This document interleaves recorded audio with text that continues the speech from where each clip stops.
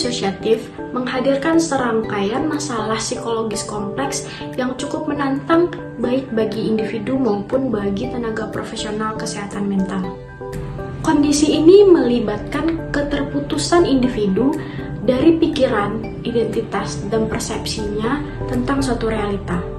Dan hal ini seringkali terjadi dikarenakan sebagai respon individu terhadap trauma berat yang ia rasakan atau beban berlebihan yang sedang dialaminya.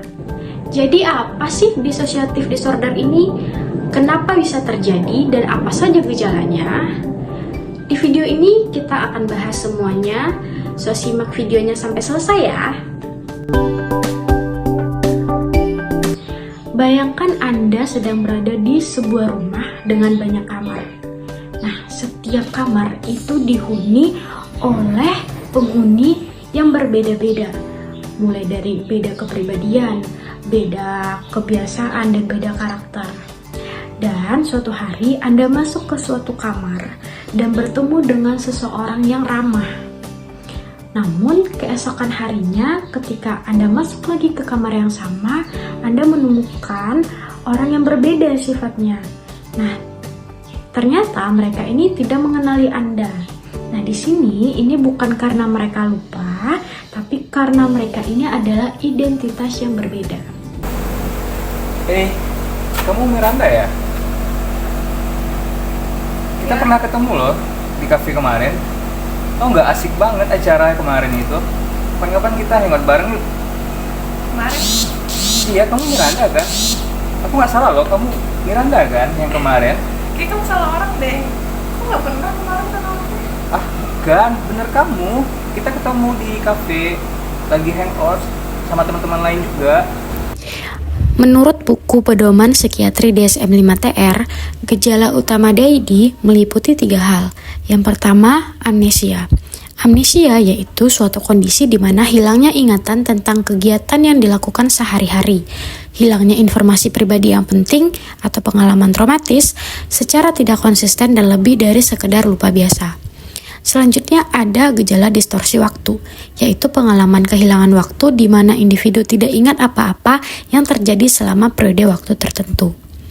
Selanjutnya ada kesulitan emosional, yaitu perasaan terasing, depresi, dan kecemasan yang menyebabkan stres yang signifikan dan mengganggu interaksi sosial.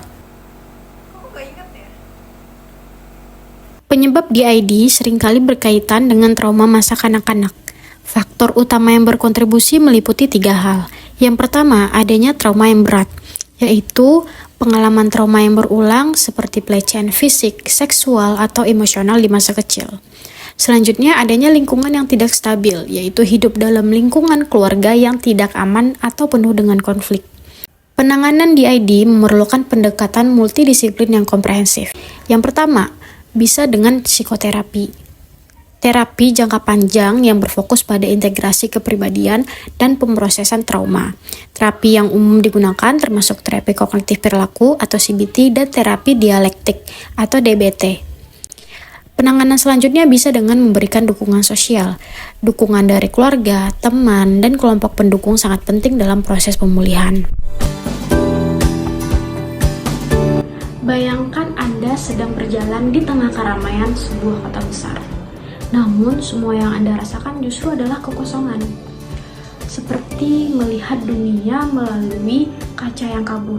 Dan Anda merasa bahwa diri Anda bukan lagi milik Anda. Nah, pengalaman ini lah yang mungkin dirasakan oleh orang yang mengalami gangguan derealisasi dan depersonalisasi.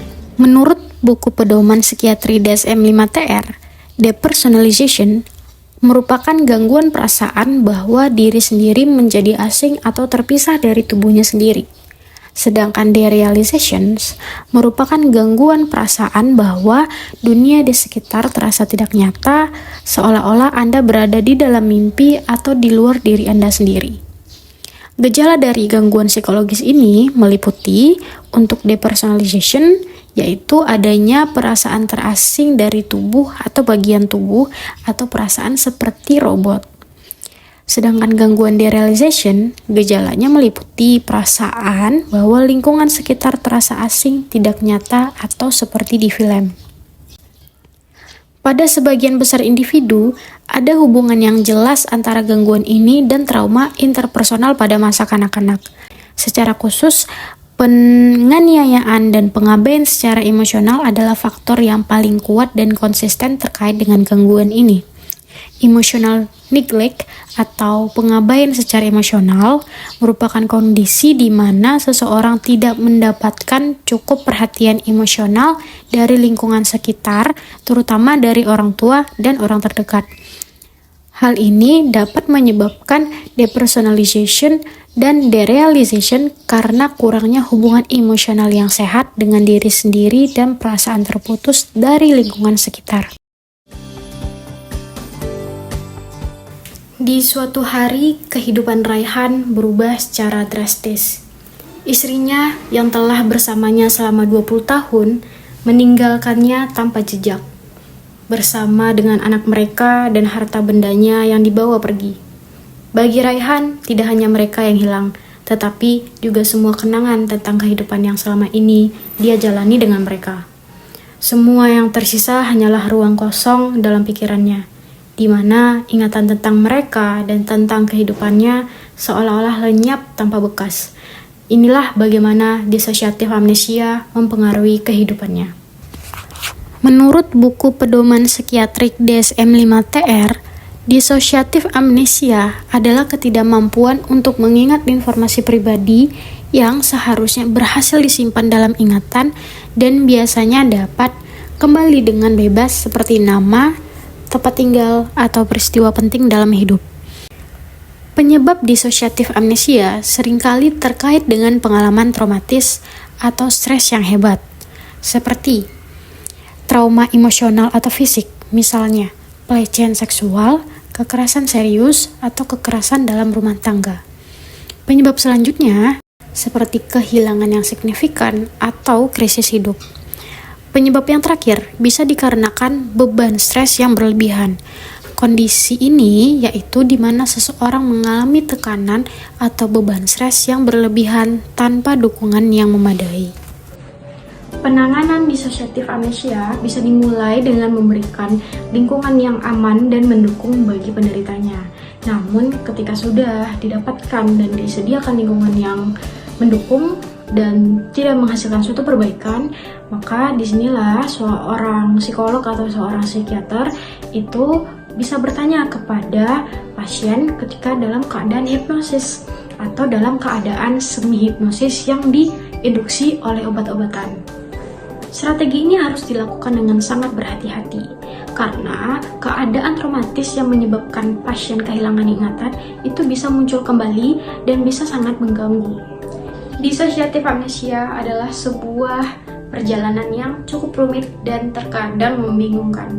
Bagi mereka yang mengalami kondisi ini, kehilangan ingatan tentang bagian penting dari hidup mereka itu bisa jadi sangat menghancurkan. Namun perlu diingat dan juga penting untuk diketahui bahwa kondisi ini bisa diatasi jika diberi dukungan yang tepat dan juga pengobatan yang sesuai.